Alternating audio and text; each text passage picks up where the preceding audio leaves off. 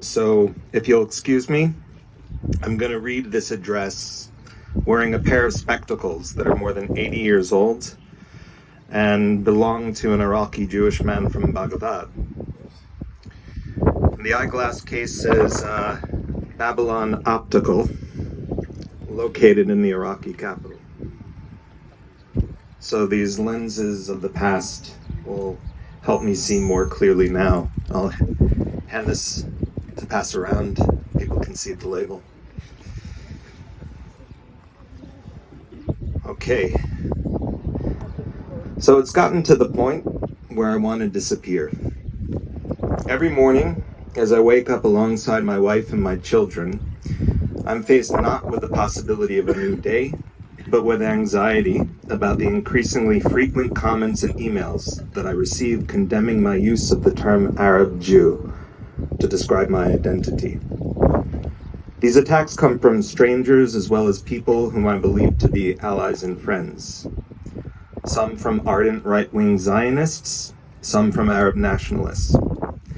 The term Arab Jew is one I grew up hearing my mother use to describe who we were. Not just Iraqi Jews, Baghdadi Jews, or Babylonian Jews, Arab Jews. The first time I came across it being used by someone outside my family was in 1992, during my sophomore year of art school. I read the cultural critic Ella Shohat's essay, Reflections of an Arab Jew. And for me, the experience was like that breakthrough moment in psychoanalysis, when one hears what is in their own head being spoken back to them. Ella's words rescued me.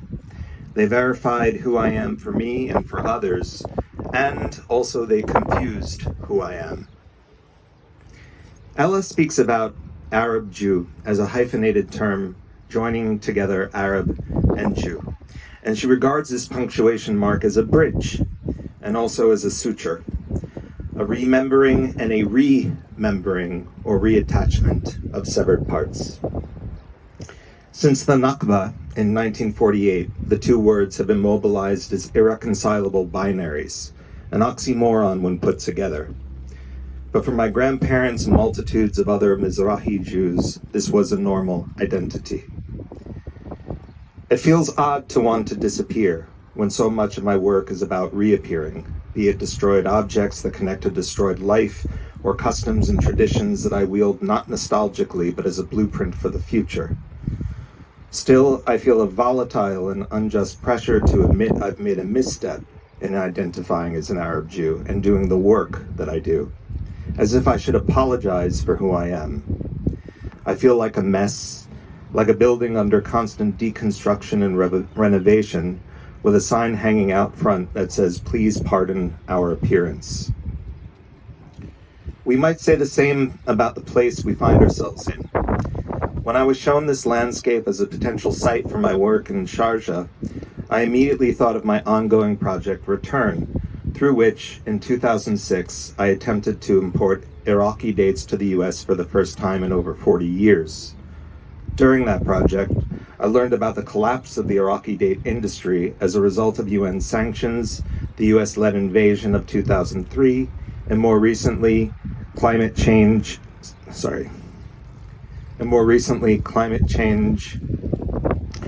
in the 1970s, when Iraq was the world's chief exporter of dates. There were over 30 million date palms in the country, with over 600 different varieties growing.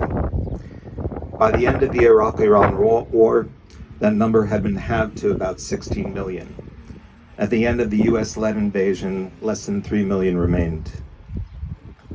The surviving date palms, especially in the south of Iraq, continued to dwindle, as much of its black land, so named because of the shade the plentiful palms used to provide, has become uninhabitable due to war, pollution, and climate change.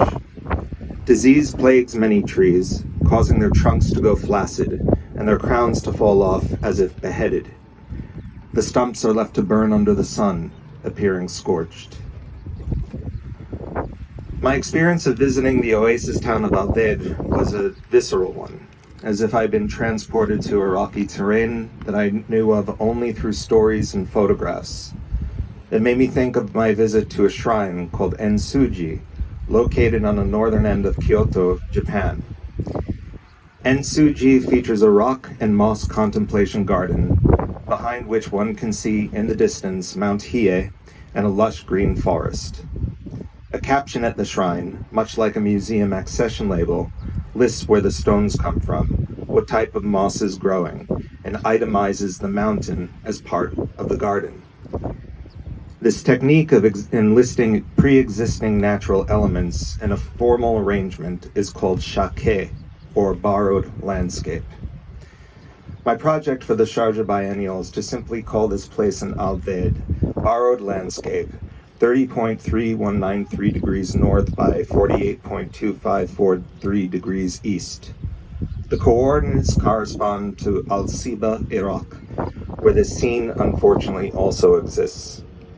While the causes of decimation differ, the result is the same. The one is a hyphen or bridge to the other, a place to contemplate another place, to grieve, but also to make commitments for replenishment and return. This landscape, shaped not by war but by lack of water, can be revived and replanted. I believe that is what will happen soon after the biennial closes.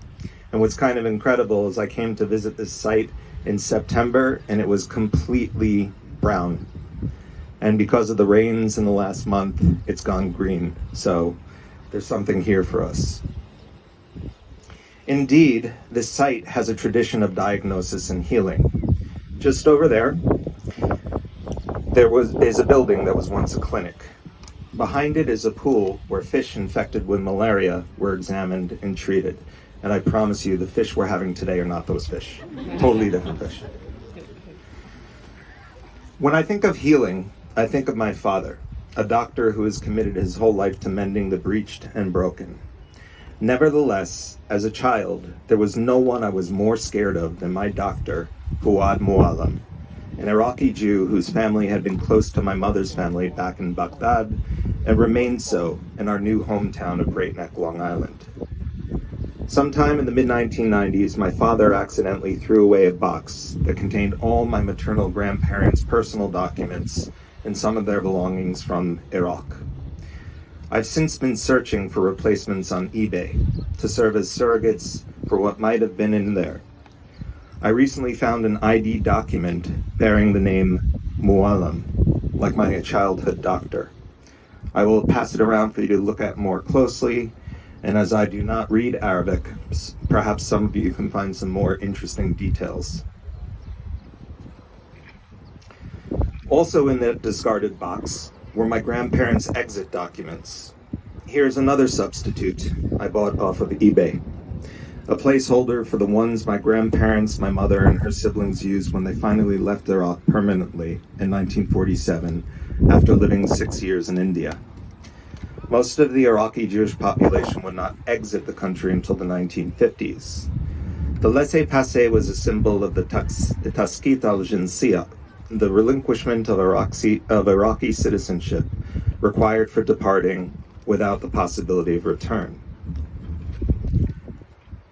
As Ella Shohat explains, the Zionist pressure to dislodge Jewish communities in places like Iraq and end the Gola or the diaspora on the one hand, and the Arab nationalist gradual equation of Judaism with Zionism on the other, brought about the eventual parting of Arab Jews from their homes. Pass that around. Sometimes on eBay, I also search the name Shamoun, my grandmother's maiden name, hoping to find some fragment of the family. Recently, I found an Iraqi Sidara hat, which was introduced in Iraq in the 1920s and was very fashionable up through the 1970s. This one was made specially in Milan for someone named Sion-e Shamoun in Baghdad.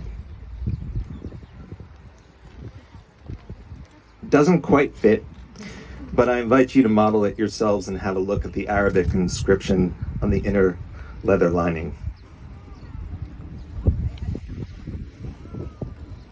A pair of search terms I've plugged in on eBay as a poetic wish is Iraqi time and Mesopotamian time. Each search yielded a pocket watch. This one, made by David and G.S. Abdu, Jewish watchmakers in Baghdad, is broken, time interrupted.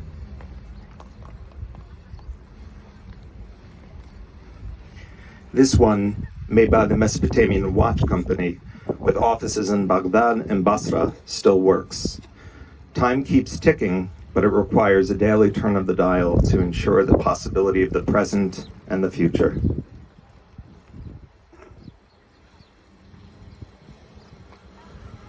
Over the years, I've learned that the question of what to call Iraq is a point of debate, with some saying that Iraq as a place and name is a colonialist construction.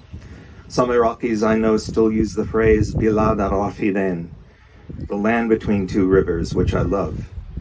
This is echoed in the Aramaic words still used by many Assyrians who call the land Bet Nahrain or Aram Nahrain. So I thought it was very beautiful when I found this, described by the person who sold it to me as an amulet. It's a card from the Albert Sassoon Synagogue offering blessings from Aram Nahrain, the land between two rivers. And so you can see that in the lower left-hand side. It's actually Aramaic and Hebrew letters. So what are we doing here with all these things? I'm still figuring it out. But I believe in the power of certain objects to tell stories, to be witnesses. Magical meaning projected onto objects is something that I probably first experienced as a child during the Passover holiday, when at the Seder meal, or as Iraqi Jews call it, the shataka, there is a symbolism for all the food on the table. The hard-boiled egg represents the hard and boiling times in Egypt. The salt water into which one dips parsley is the sweat and tears of the enslaved Hebrews. Crushed walnuts mixed with date syrup, dibis, or salan as we call it, simulates the mortar they used to construct the Pharaoh's buildings. Every now and then I wonder if we can think of the first Passover Seder as the first conceptual art performance, good enough that people decided to do it again every year. So in a world that forecloses the right to return, for Palestinians, for Arab Jews, I will end with a Passover Haggadah, or prayer book, that was printed in 1935 in Baghdad. In it, I found two wine stains that remind me of the Tigris and Euphrates rivers. The prayers are in liturgical Hebrew. However, this smaller language over here, the smaller writing, is different. This language is often called Judeo-Arabic, yet there was actually no such thing. It is Arabic written in Hebrew letters, misidentified by Zionists who sought to find a corollary of Yiddish and the Arab world as a continuation of the project to deny the connection of Arab and Jew, to suggest that for Jewishness to exist, Arabness must disappear. In fact, Iraqi Jews spoke a dialect nearly identical to that spoken in Mosul. During this time, literacy was not something evenly distributed in classrooms, and so in many cases, one learned to read in what constituted the center of one's community. For many Jews, this was the synagogue, and so the liturgical alphabet was used to phonetically transliterate Arabic. And so this page actually shows the word Allah in Hebrew letters.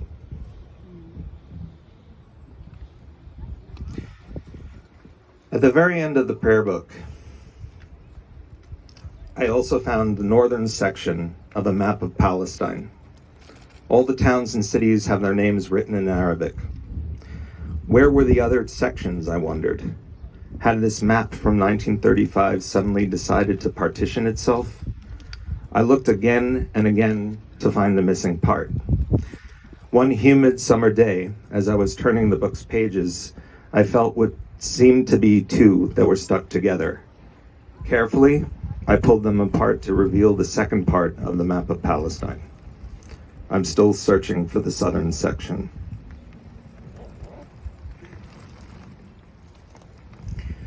There is thikra in what I am doing here, an Arabic word describing a profound reminder, a memory of lost home often tied to objects. The concept was explained to me by an Iraqi Jewish man named Shamoun, who told me the story of Kamil Kazanchi, a Chaldean Christian communist who was born in Mosul and deported from Iraq to Turkey in 1955. His exile was far more severe than a mere deportation, because it included being stripped of his citizenship. So when Kazanchi was pushed into Turkey, he effectively became a stateless person. As Kazanchi was being pushed out at the Turkish border, he requested a bag of Iraqi soil. The officer said to him, "What's the big deal? They have dirt in Turkey." And Kazanchi replied, "This is dhikra. This is the memory of the dust of the beloved homeland." If one looks at the long twisting arc of humankind, the violently interrupted histories and denied identities I've been speaking about basically happened at a time equivalent to 10 a.m. this morning. So let's really examine this word nostalgia, even though I have elsewhere rejected it. It is a word derived from the Greek nostos, to return home, and algos, pain. Seems like an accurate description to me. Let this be a commitment to our collective samud, our steadfastness to return home and to reappear, despite the pain. Ashkorak, thank you.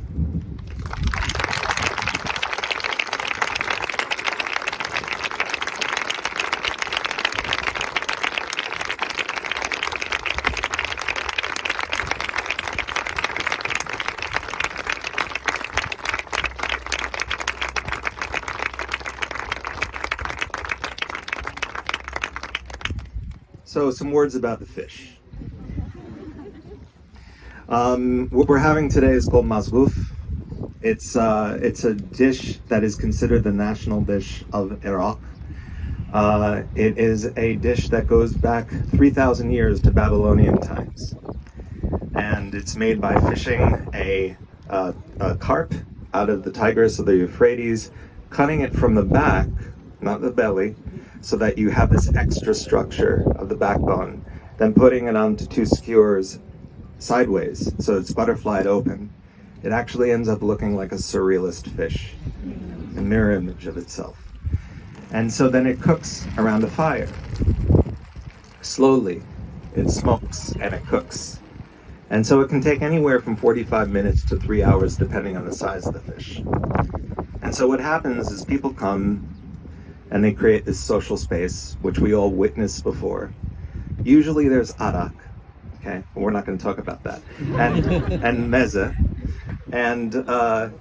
and before you know it, you've got a party. And for me, this dish illustrates something Michael Pollan wrote about in 2005 in The Omnivore's Dilemma, where he says that cities formed when people decided to cook together. And so I invite you all to make a new city, and I thank you all for being here. It's really, really great to be back. Thank you.